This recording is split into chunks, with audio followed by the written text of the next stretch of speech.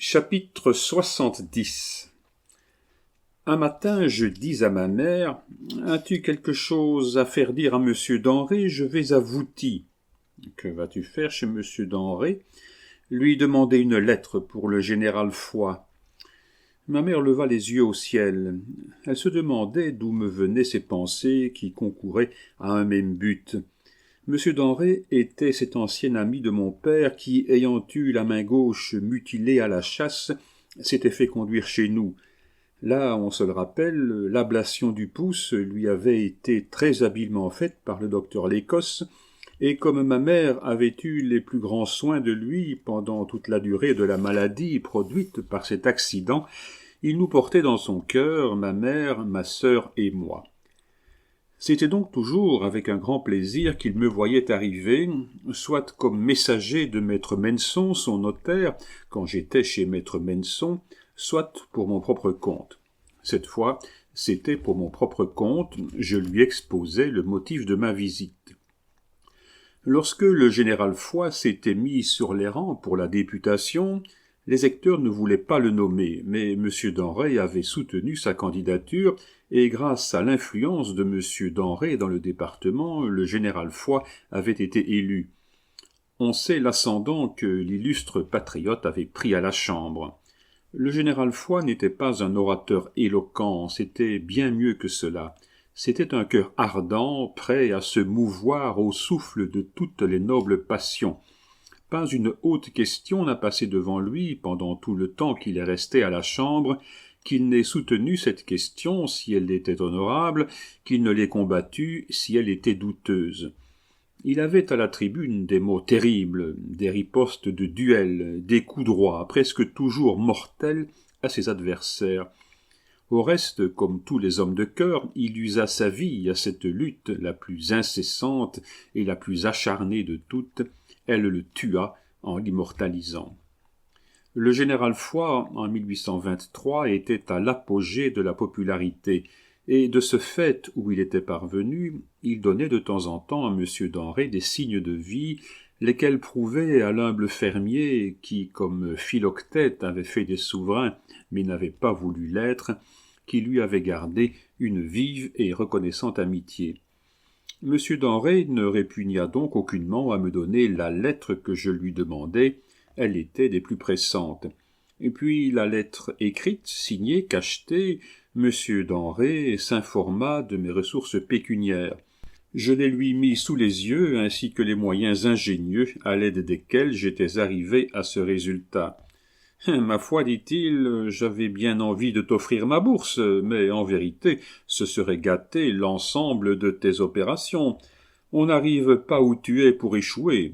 Tu dois réussir avec tes 50 francs, et je ne veux pas t'ôter le mérite de tout devoir à toi seul.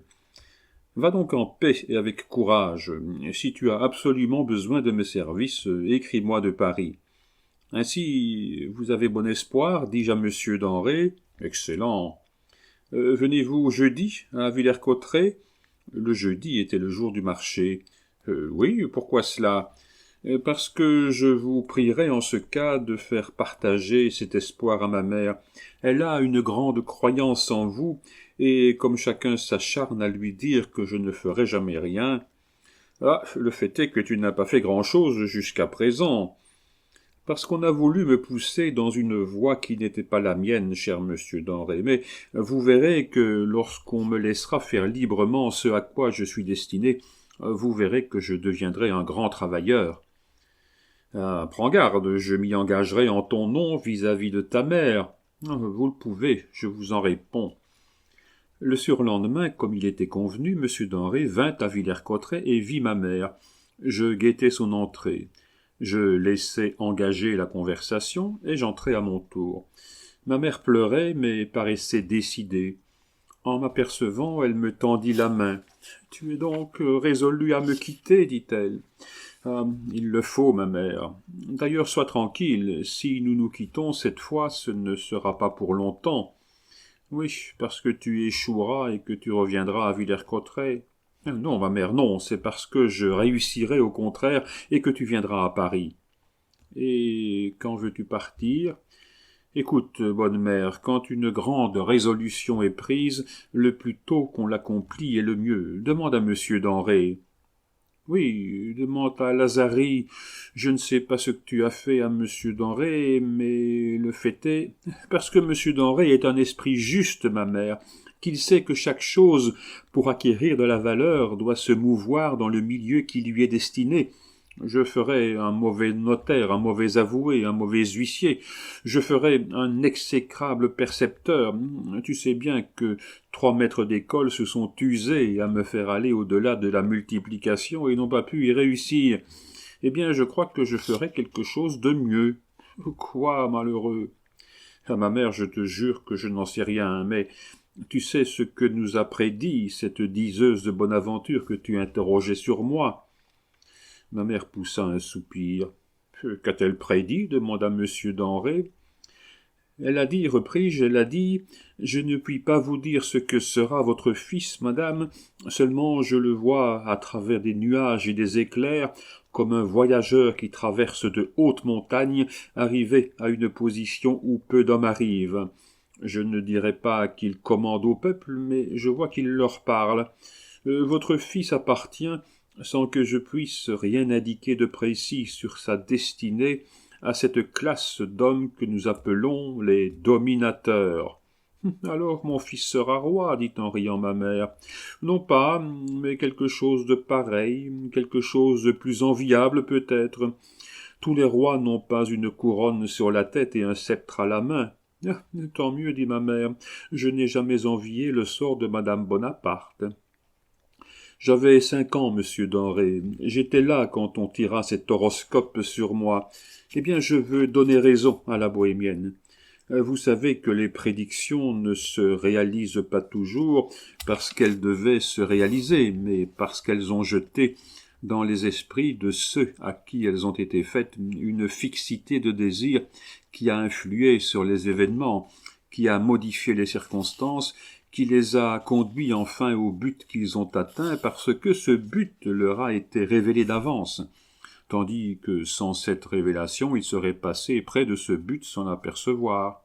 « Je me demande un peu où il va prendre tout ce qu'il dit, » s'écria ma mère. « Parbleu, dans sa conviction, » dit monsieur Denrée. « Alors votre avis, à vous aussi, est qu'il faut qu'il parte ? » ?»« C'est mon avis. »« Mais le malheureux, vous connaissez ses ressources. 50 francs et sa voiture payée. Eh bien, c'est assez s'il doit réussir ou si sa destinée le pousse où il dit. Avec 1 million, il n'atteindra pas où il veut atteindre si la vocation lui manque. Eh bien qu'il parte donc puisqu'il le veut absolument. Quand partirai-je, ma mère ? Quand tu voudras. Cependant, tu nous donneras bien un jour. Écoute, ma mère, je reste encore avec toi toute la journée d'aujourd'hui, de demain et de samedi. Samedi soir, je pars par la voiture de 10 heures, j'arrive à 5 heures à Paris, j'ai le temps d'être chez Adolphe avant qu'il soit sorti. Ah, dit ma mère en poussant un soupir, c'est lui qui t'a perdu. Je m'inquiétais peu du soupir parce que j'avais la conviction que je tiendrais l'engagement pris, et je commençais la série de mes adieux. Je n'avais pas revu Adèle depuis son mariage. Je ne voulais pas lui écrire. La lettre pouvait être décachetée par son mari et la compromettre. Je courus chez notre amie commune, Louise Brézette. Hélas, la pauvre enfant, elle était en larmes. Cholet, dont l'éducation forestière était achevée, avait été obligé de retourner chez ses parents et il avait emporté avec lui tous les premiers rêves d'amour de la jeune fille. Elle était abandonnée et inconsolable. Toute sa vie, elle pleurerait son amant et porterait le deuil de son amour. Je lui citais l'exemple d'Ariane en l'invitant à le suivre et je crois qu'elle a suivi et que j'ai contribué en quelque chose à le lui faire suivre. Pauvres et chers enfants, bons et tendres amis de ma jeunesse, ma vie est tellement prise maintenant, mes heures m'appartiennent si peu, je suis tellement une chose commune que chacun se partage, que lorsque par hasard je vais là-bas ou que vous venez ici, je ne puis vous donner tout le temps que vous doivent mon cœur et mes souvenirs. Mais quand j'aurai conquis quelques-unes de ces heures de repos, à la conquête desquelles Théolon a passé sa vie et qu'il n'a jamais conquises, oh, je vous le promets, ces heures seront à vous, sans conteste et sans partage. Vous avez assez de souvenirs pour les jeter à pleine main sur ma vieillesse et me faire des derniers jours aussi fleuris que l'ont été les premiers. Puis il y a là-bas des tombes fermées qui m'attirent autant, plus même que les maisons ouvertes, des morts qui me parlent plus haut que les vivants. En sortant de chez Louise, j'entrai chez maître Menson. J'étais resté en assez bons termes avec lui. Seulement, depuis notre séparation, il s'était marié. Mais je crois que le mariage l'avait rendu plus incrédule encore. « Ah, dit-il en m'apercevant, te voilà, toi. Oui, je viens vous dire adieu. Tu pars donc, décidément, samedi soir. Et avec combien pars-tu ? Avec 50 francs. Ah, mon cher ami, il y a des gens qui sont partis avec moins que cela, témoin monsieur Laffitte. Eh bien, justement, je compte lui faire une visite et lui demander une place dans ses bureaux. Va, et si tu trouves une épingle sur son tapis, ne manque pas de la ramasser et de la mettre sur sa cheminée. Et pourquoi ? Parce que M. Laffitte, arrivant à Paris plus pauvre encore que toi, alla faire une visite à M. Perregaud, comme tu vas en faire une à M. Laffitte. Il venait lui demander une place dans ses bureaux, comme tu vas lui en demander une dans les siens. M. Perregaud n'avait pas de place, il congédia M. Laffitte, lequel se retirait, le nez aussi tristement incliné vers la terre que l'était celui du père Aubry vers la tombe. Lorsqu'il aperçut, non pas sur la terre, mais sur le tapis, une épingle. M. Laffitte était un homme d'ordre. M. Laffitte ramassa l'épingle et vint la poser sur la cheminée en disant « Ne faites pas attention, monsieur ». Mais M. Perregaud était un observateur qui fit grande attention au contraire. Il pensa qu'un jeune homme qui ramassait une épingle à terre serait un homme d'ordre. Et comme M. Laffitte allait sortir, « J'ai réfléchi, monsieur, lui dit-il, restez. Mais vous m'avez dit que vous n'aviez pas de place dans vos bureaux. S'il n'y en a pas, on vous en fera une. » M. Perregaud fit en effet une place à M. Laffitte, celle de son associé. Voilà une bien jolie histoire, monsieur Menson, et je vous remercie d'avoir bien voulu me la raconter, mais je doute qu'elle me profite, car je ne suis malheureusement pas un ramasseur d'épingles. Et voilà justement ton grand défaut, ou ma grande qualité, nous verrons. En attendant, si vous avez quelques bons conseils à me donner, défie-toi des prêtres, déteste les Bourbons, et souviens-toi que le seul État digne d'un grand peuple est l'État républicain. Mon cher monsieur Menson, en prenant votre recommandation au rebours, je vous dirais, oui, je suis de votre avis quant au gouvernement qui convient à un grand peuple, et en supposant que je sois quelque chose, je suis républicain comme vous. Quant aux Bourbons, je ne les aime ni ne les déteste. J'ai entendu dire qu'ils avaient dans leur race un Saint-Roi, un bon roi et un grand roi, Saint-Louis, Henri IV et Louis XIV. Seulement, le dernier roi régnant est rentré en France en croupe d'un cosaque. Voilà, je crois, ce qui gâte vis-à-vis de la France l'affaire des Bourbons. Voilà ce qui fait que le jour où il faudra ma voix pour qu'ils s'en aillent et mon fusil pour les faire partir, ceux qui les renverront auront une voix et un fusil de plus. Quant à me défier des prêtres, je n'en ai encore connu qu'un seul, l'abbé Grégoire, et comme celui-là m'a semblé le modèle de toutes les vertus chrétiennes, jusqu'à ce que j'aille me heurter à un mauvais, laissez-moi croire qu'ils sont tous bons. Va, tu reviendras là-dessus. C'est possible. En attendant, donnez-moi la main, je lui demanderai sa bénédiction à lui. Va, et grand bien te fasse. Je l'espère. Je courus chez mon abbé.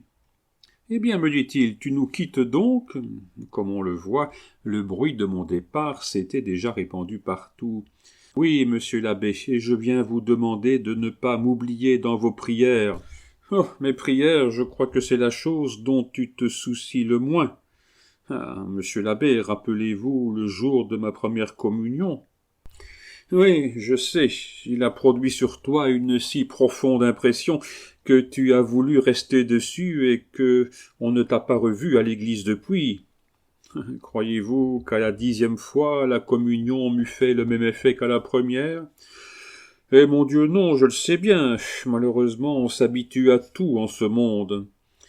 Eh bien, monsieur l'abbé, mes autres souvenirs eussent effacé celui-là. Il ne faut pas trop s'habituer aux choses saintes, monsieur l'abbé. L'habitude leur fait perdre non seulement de leur grandeur, mais encore de leur efficacité. Qui vous dit qu'un jour je n'aurai pas besoin de l'Église pour quelque grande consolation, comme on a besoin d'une saignée pour quelque grande maladie? Tu as une manière d'arranger les choses, toi. Et, monsieur l'abbé, vous l'avez dit vous-même plus d'une fois, il faut traiter les hommes encore moins selon les maladies que selon les tempéraments. Moi, je suis l'impressionnabilité en personne. J'ai le caractère prime-sautier, c'est vous qui l'avez dit. Je ferai toutes sortes de fautes, toutes sortes de folies, jamais une action mauvaise ni honteuse.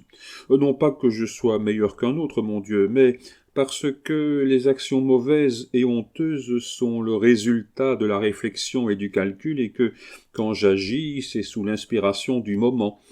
Et cette inspiration est si rapide que l'action qui en ressort est faite avant que j'aie eu le temps de réfléchir à ses suites ou de calculer ses résultats. Il y a du vrai dans ce que tu dis là, mais comment alors veux-tu qu'on te donne des conseils avec un caractère de la trempe du tien? Aussi, je ne viens pas vous demander des conseils, cher abbé, je viens vous demander des prières. Des prières? Tu n'y crois pas. Ah, pardon, cela c'est autre chose. Non, je n'y crois pas toujours, c'est vrai, mais soyez tranquille, le jour où j'aurai besoin d'y croire, j'y croirai. Et mon Dieu, lorsque j'ai communié, est-ce que je n'avais pas lu dans Voltaire que c'était un singulier Dieu que celui qui demande à être digéré, et dans Pigault-Lebrun que l'hostie était un pain à cacheter d'une grandeur double du pain à cacheter ordinaire, voilà tout? Eh bien, cela a-t-il empêché que, quand l'hostie a touché mes lèvres, je me sois senti pris d'un frissonnement qui a secoué tout mon corps? Cela a-t-il empêché que les larmes n'aient jailli de mes yeux, larmes d'humilité, larmes de reconnaissance, larmes d'amour surtout? Croyez-vous que Dieu n'aime pas autant un cœur prodigue qui se répand tout entier devant lui quand il est trop plein, qu'un cœur avare qui ne se livre que goutte à goutte? Croyez-vous que la prière soit dans les mots de la bouche ou dans les élans de l'âme? Croyez-vous que Dieu se fâche de ce que je l'oublie dans les jours ordinaires de la vie, comme on oublie les battements de son cœur, si à toute douleur et à toute joie je reviens à Dieu? Ah non, monsieur l'abbé, non. J'ai la confiance que Dieu m'aime au contraire, et voilà pourquoi je l'oublie, comme on oublie un bon père qu'on est toujours sûr de retrouver. Aussi, me répondit l'abbé, peu m'importe que tu oublies Dieu, mais ce que je ne veux pas, c'est que tu en doutes. Oh, quant à cela, soyez tranquille. Ce n'est pas un chasseur qui a passé des nuits entières dans les bois éclairés par la lune, qui a étudié la nature, depuis l'éléphant jusqu'au ciron, qui a vu se coucher et se lever le soleil, qui a entendu le chant des oiseaux, plainte le soir, hymne le matin. Ce n'est pas cet homme-là qui doutera jamais de Dieu. Alors tout va bien. Maintenant tu sais, il y a une maxime dans l'Évangile qui n'est pas longue et qui est facile à retenir. Fais-en la base de tes actions, et tu ne craindras pas de faillir. Cette maxime qui devrait être gravée en lettres d'or sur toutes les portes de toutes les villes, sur les portes de toutes les maisons, sur les portes de tous les cœurs, c'est « Ne faites pas aux autres ce que vous ne voudriez pas qu'on vous fît ». Et quand les philosophes, les ergoteurs, les libertins te diront « Il y a dans Confucius une maxime qui vaut mieux que celle-là, c'est « Fais aux autres ce que tu voudrais qu'on te fît », réponds « Non, elle ne vaut pas mieux, car elle est fausse dans son application, car on ne peut pas toujours faire ce que l'on voudrait qu'on vous fît, tandis qu'on peut toujours s'abstenir de faire ce que l'on ne voudrait pas qu'il vous fût fait. » Allons, embrasse-moi et restons-en là-dessus, nous ne dirions rien qui vaille mieux. » Et sur ces paroles, nous nous embrassâmes en effet, et je le quittai. Le surlendemain, après avoir fait ma dernière visite au cimetière, pieux pèlerinage que ma mère accomplissait presque tous les jours, et dans lequel je l'accompagnais cette fois, nous nous acheminâmes vers l'hôtel de la Boule d'Or, où devait me prendre en passant la voiture qui m'emmenait à Paris. À 9h30, nous entendîmes le bruit des roues. Nous avions encore une demi-heure à rester ensemble, ma mère et moi. Nous nous retirâmes dans une chambre où nous étions seuls et nous pleurâmes, mais des larmes bien différentes.